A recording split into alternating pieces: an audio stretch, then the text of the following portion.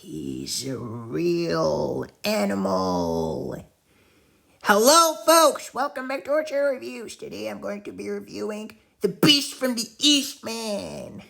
The Beast from the East, indeed. I love the title. I don't know what it is about it, but it's kind of fun, in my opinion. The Beast from the East has that nice ring to it. So basically, yes, The Beast from the East, indeed. Now, the front cover is pretty amusing and kind of silly, but also kind of cute at the same time. You have that creature thing, standing on the tree. And basically, it looks like some kind of a koala bear to me. And basically, it's mainly blue and pink. And basically, it's raising a paw towards us. And basically, it has those claws, right? And basically, the sky is mainly purple, dark and reddish, and also orange and yellow. Yeah, the choice of colors is pretty interesting in this front cover. I really like it. And you have basically the bushes, yeah, like the grass, leaves. It is a pretty good front cover, in my opinion. And when I first saw the front cover, I didn't really know what to think about this book. I thought that maybe it would be worth a read, but I didn't read it like in my early Goosebumps days. It took me about a few weeks to get to this one. And yeah, that's a pretty neat cover, if you ask me. It's pretty cute. The blue and all that, the blue colors, and yes, that's a cute little animal in there. You don't really know what it is, some kind of like a mean animal or not, or a cute one. Can't really tell, can you? So basically, yeah, let's move on to the book itself. What is this book about? So basically, the book is about three main characters. Basically, Ginger Wald is our main character. She's a girl, and basically, she and her family are gonna go to spend time in the forest as some kind of a nature camp, I believe. They go there. It's kind of those family trips that usually the father would take his family cross country to those places. And basically, the children would stay there with the family and have some fun. And basically, she has two twin brothers, Nat and Pat. And basically, they're kind of exploring the forest. And yeah, this is basically it until they finally get lost in the woods. And basically, they're looking for their family. They're trying to locate any potential relevant landmine, kind of. It's pretty much like, yeah, like a story in which the characters are lost and they're trying to find their way back to where their family is. And basically, they come across these beasts, and basically, the beasts are scary and dangerous, and they're depicted in a very scary way. So I really enjoyed that about this book. Pretty much loved that part. And basically, the beasts, they want to play a game that is called The Beast from the East, like the title of the story, right? And basically, the Beast from the East is a game of tag, basically, but a monster version of it. And don't ask me to tell you what it is about, because I read this book about 2 years ago, so it's not exactly fresh in my mind at the moment, and I don't really know what to say about it. But if I'm not mistaken, and feel free to let me know in the comment section down below if I mess up anything, but I believe that you're basically the beast from the east. If you're caught from, if somebody catches you from the east, and then basically you gotta attack someone else before the sun sets. Otherwise, you'll be eaten. If the sun sets and you're still the beast from the east, you're gonna be eaten, I believe, by those monsters. So basically, the whole book revolves around this the tag game, the Beast from the East, right? And basically, our main characters are gonna try to survive the game. They're gonna try to hide, and they're gonna try to, not become breakfast, not become eaten by the beasts. So it's pretty much like it has a really nice and neat plot that I really enjoyed. The final twist itself is very dark and kind of funny at the same time, right? But it's not goofy in any way. It's pretty scary and dark, if you ask me. So basically, yeah, this is The Beast from the East. A pretty good book, I gotta admit. It's a lot like The Hunger Games, the movie. If you watched it, you probably know what I'm talking about. It's pretty much like a similar kind of concept to it. I believe it's a book too, so maybe you read the Hunger Games book. Maybe. Let me know in the comment section down below. But yeah, this book is good. And what I really enjoyed about this book is that it's different from the regular Goosebumps books that we have. The Goosebumps books that we have usually have a specific formula, and basically they follow that for pretty much like the whole series. But this book is very different. So I admire Stein for that, for trying something different. And it worked really well, to be honest with you. It worked really well. It did seem to me that at some point it kind of dragged a little bit because it's a game of tag pretty much for the whole book, the whole story. Yeah, it kind of dragged in my opinion at some point, so I'm going to deduct a few points for the rating of this book. But apart from that, it was good. Like I said, the monsters were described in such a scary way. I really loved that about the book. The story is interesting, it's good, it's different. And starting from the very first pages, you're going to find out that this book is dark, right? You're going to, like, straight away, there's a scary story about bears at the beginning, I believe. Yes, like some kind of a bedtime story for kids about bears, and I'm like, really? That is creepy. Not the kind of story you tell your kids. Not the kind of story you tell your children. Come on now.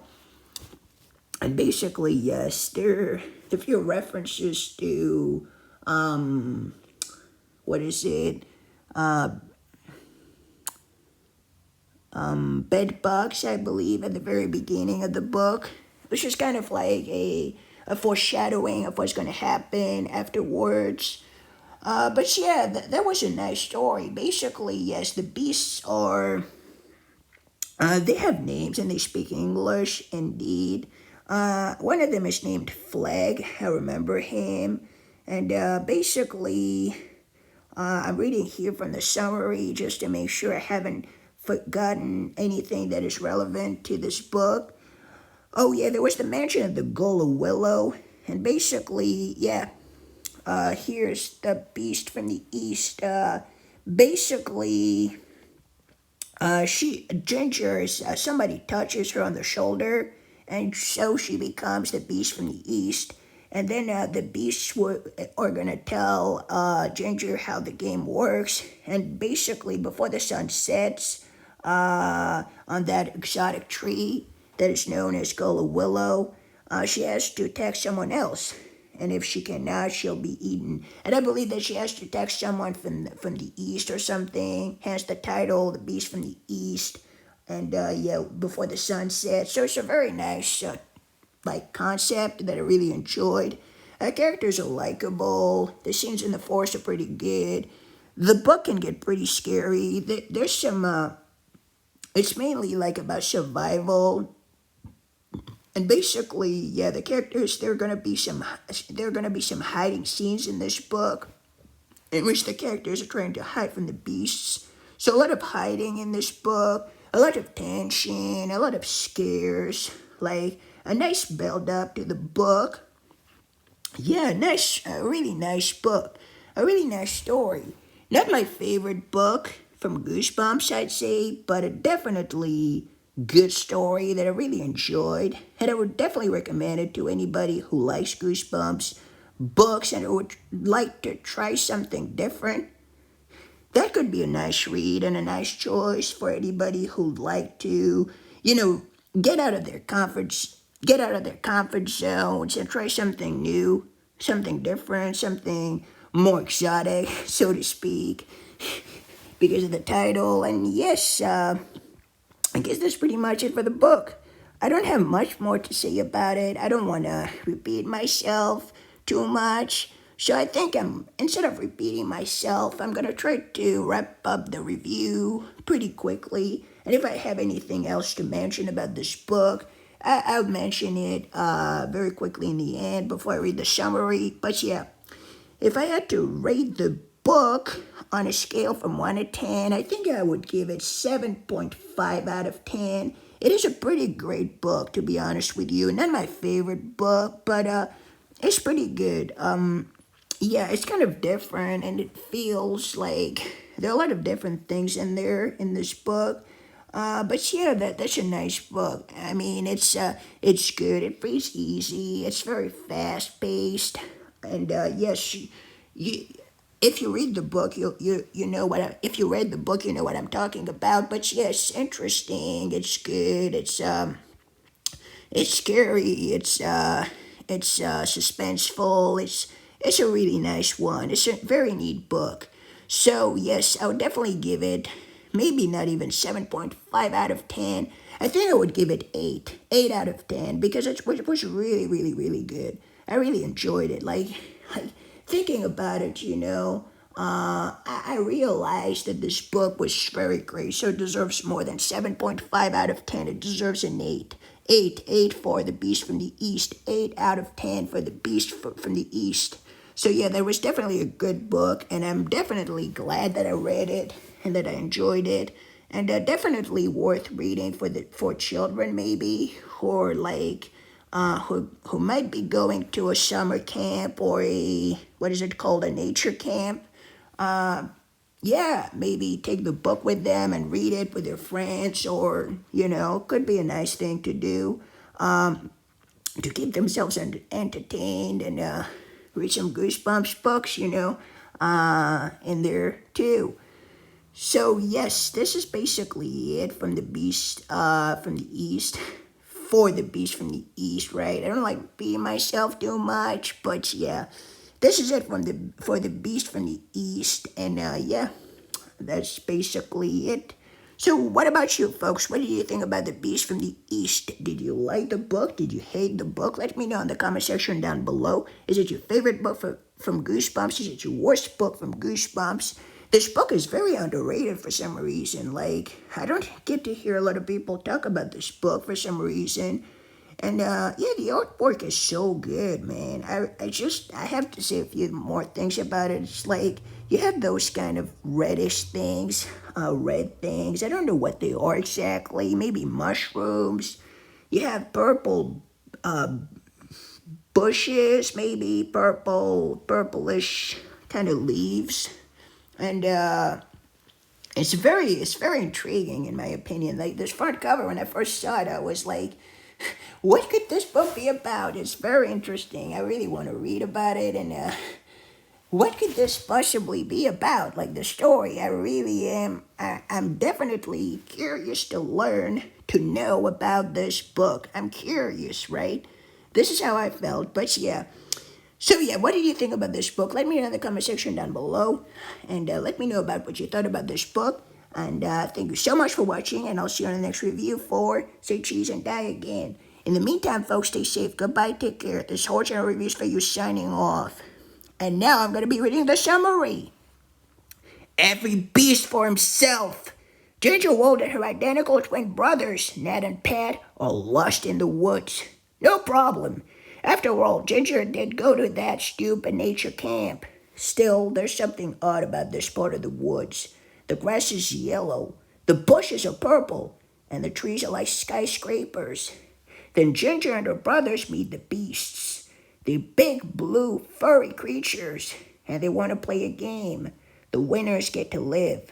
The losers get eaten.